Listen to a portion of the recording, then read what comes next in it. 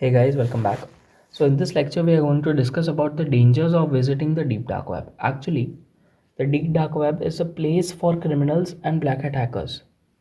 Who are black hat hackers? Well, in simple language we can say that they are bad hackers participating in criminal activities, illegal hacking, malwares and many of them. So let's say in a city there are 100,000 people.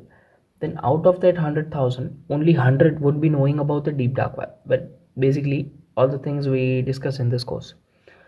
So it's quite risky if you are not following specific protocols or methods before visiting the deep dark web.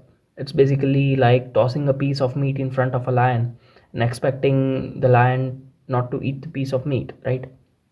So here in this lecture we are going to talk about the types of threats which can be encountered while we are visiting the deep dark web. We will discuss the safety measures to be taken care of before visiting the deep dark web in the next lecture. Types of threats which can possibly come across you while or after surfing the deep dark web. Malicious software. As we discussed earlier, in the deep dark web is filled with criminals and black hat hackers. On the deep dark web, several hackers have specially built a website for hacking purposes. So that when you visit that particular website, the website tries to install something, apparently a small file in the form of cookies or any other medium that can actually be a malicious software or even an attack script. In some cases, the hackers also gain remote access to your device. In general cases, they lock or encrypt all the computer files and ask for some kind of money or bitcoins to get your files back. So prevention is better than cure. Government monitoring. See, as the majority of the dark web are illegal, there are chances that they are being monitored by the government. Also, in several countries, the government keeps tight watch on the dark web for security purposes.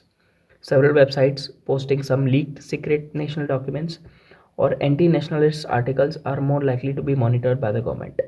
Also, illegal websites, of course. So, even if you visit such websites, even if you don't buy or order any kind of stuff, it may be possible that you are monitored by the government. In several countries like China, mainly republic countries, it is more likely to happen. By the way, visiting the deep dark web is not illegal, but visiting some websites which are shortlisted by the government is. So better be safe than sorry. Scams. Of course, the dark web is filled with scammers. Majority of the websites offering cheap credit or debit cards, PayPal balance or Bitcoin generator or Amazon gift cards or even hitman services may be scam. Maybe the person having a hitman service website would be sitting in his garage wearing a pair of boxers and waiting for some fools to drop him free money, right? So even if you need to buy or avail any kind of service, well, I don't recommend that. Always find a trusted seller. And as the payment on the dark web are in the form of bitcoins, we all know one thing about bitcoins. They can be traced or returned. Hackers. We discussed about them in the malicious software section. The black hat hackers are always in the trail of someone to attack, so stay alert. Identity theft. See, wherever there are customers, there are sellers. Even on the dark web, there are some legit service providers, but not all.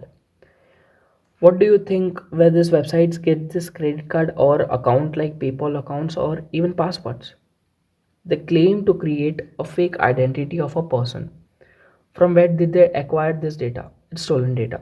For this, they organize a cyber attack on somebody, obtaining all his data, including credit card numbers, passport data, driving license, Google accounts. So, whenever you feel that a website is taking too long to respond or asking you to enable scripts or even asking permission to store cookies, immediately close them. They might be a threat. So, in this lecture, we discussed about the possible threats which can be faced while you are surfing the deep dark web. In the next lecture, we are going to discuss about the safety measures which are very important to stay safe from the threats we discussed just now. See you there. Thank you very much.